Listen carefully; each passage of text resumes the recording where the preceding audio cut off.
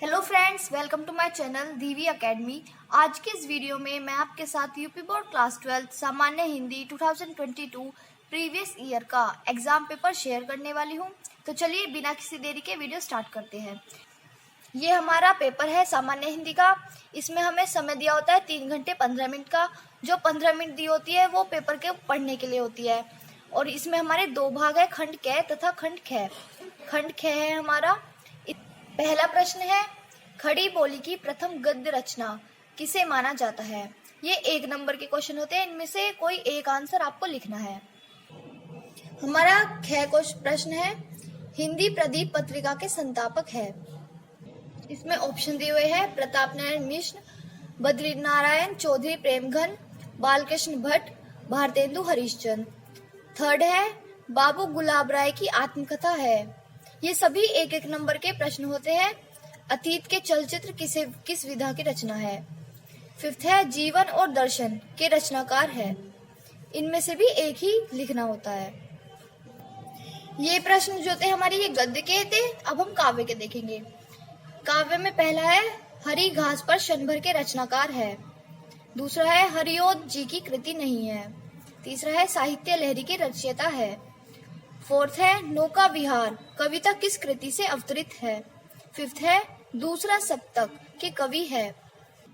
हमारा third question है, दिए गए गद्यांश पर आधारित निम्नलिखित प्रश्नों के उत्तर दीजिए। ये व्याख्या होती है। मैं यह नहीं मानता कि समृद्धि और अध्यात्मक एक दूसरे के विरोधी है या भौतिक वस्तुओं की इच्छा रखना कोई गलत सोच है। उदाहरण के तौर पर, मैं खुद न्यूनतम वस्तुओं का भोग करते हुए जीवन बिता रहा हूँ, लेकिन मैं सर्वत्र समृद्धि की कद्र करता हूँ, क्योंकि यह अपने साथ सुरक्षा तथा विश्वास लाती है जो अनंत है, हमारी आजादी को बनाए रखने में सहायक है। आप आसपास देखेंगे तो पाएंगे कि खुद प्रकृति भी कोई काम आधे अधूरे मन से नहीं करती। किसी बगीचे में जाइए, मौसम में आपको फूलों की बहार देखने को मिलेगी अथवा ऊपर की तरफ ही देखेंगे, यह ब्रह्मांड आपके अनंत तक फैला दिखाई देगा, आपके यकीन से भी पूरे। ये इसके क्वेश्चन है जो हमें इसमें से ही फाइंड करने होते हैं।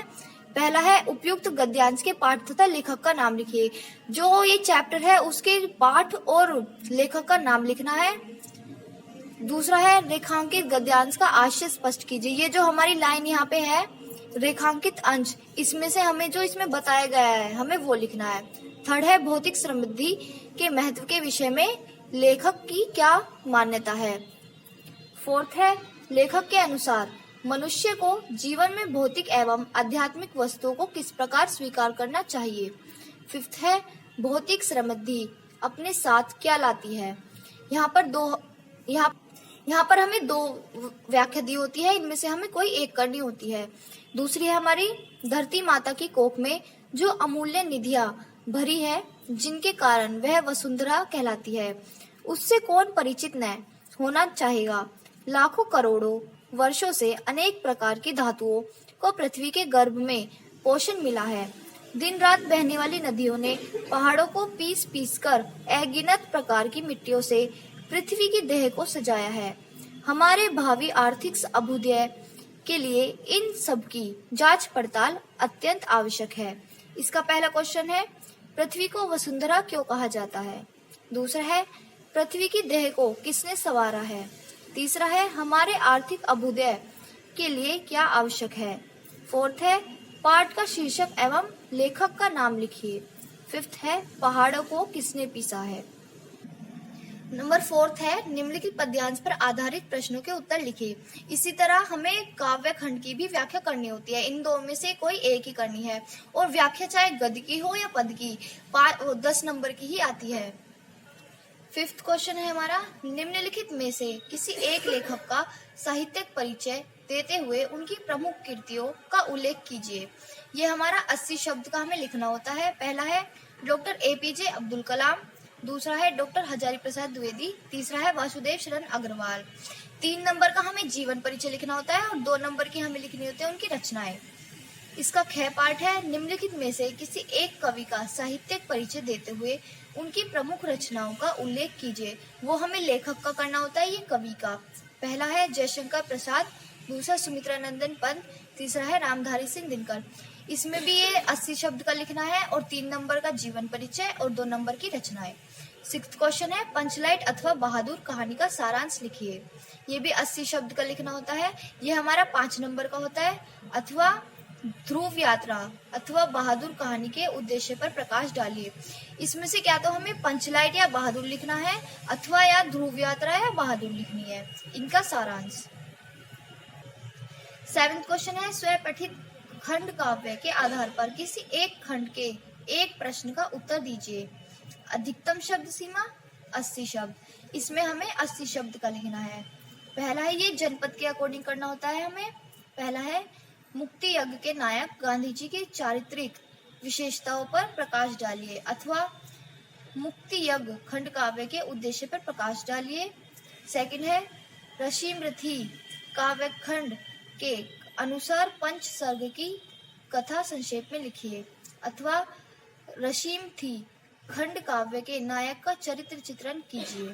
थर्ड है, त्यागपत्री खंड काव्य के अनुसार हर्षवर्धन का चरित्र चित्रण कीजिए अथवा त्यागपति खंड काव्य की कथा वस्तु संक्षेप में लिखिए।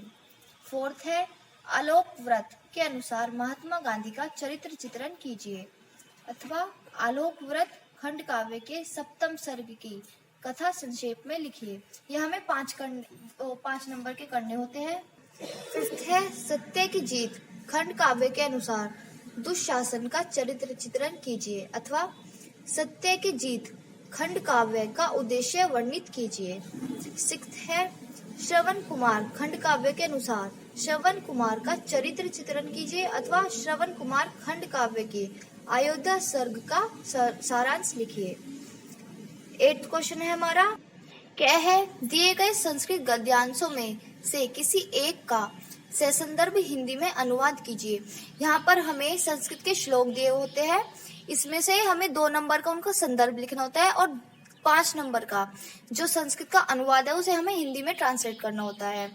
है, दिए गए श्लोकों में से किसी एक का ससंदर्भ हिंदी में अनुवाद कीजिए। इसमें भी ये हमें श्लोक दिए हुए हैं, 2 नंबर का हमें संदर्भ लिखना है और ये जो अनुवाद है इनको हमें हिंदी में ट्रांसलेट करना है, वो हमारा 5 नंबर का होता है। 9th क्वेश्चन है, निम्नलिखित मुहावरों और लोकोक्तियों में से किसी एक का अर्थ लिखकर वाक्य में प्रयोग कीजिए। इसमें हमें यहाँ पर 4 दिए हुए हैं ऑप्शन। अपने पैरों पर खड़े होना, उल्टी गंगा बहाना, गूलर का फूल होना, मक्खन लगाना। इसमें हमें 1 नंबर का जो है इसका अर्थ लिखना है कि इनका अर्थ क्या है और 1 ही नंबर का इनका वाक्य बनाना है। 10th क्वेश्चन है, 10th का क्या है हमारा, निम्नलिखित शब्दों के संधि विच्छेद के सही विकल्प का चयन कीजिए। पहला है, चंद्रोदय का सही संधि विच्छेद कीजिए, ये 1-1 नंबर के हैं। दूसरा है, इत्यादि का सही संधि विच्छेद है। तीसरा है, भवनम का सही संधि विच्छेद है।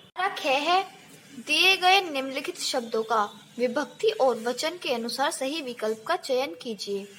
पहला है, आत्मना शब्द में विभक्ति और वचन है। इसमें से जो हमारा सही आंसर है हमें कॉपी में वो लिखना है, ये भी 1-1 नंबर के ही होते हैं। दूसरा है, नामने शब्द में विभक्ति और वचन है। 11th क्वेश्चन है, 11th का क्या है, निम्नलिखित शब्द युग्मों का सही अर्थ चयन करके लिखिए। पहला है, जलद जलज। इसमें जो सही है हमें कॉपी में वो लिखना है, ये भी 1 नंबर का होता है।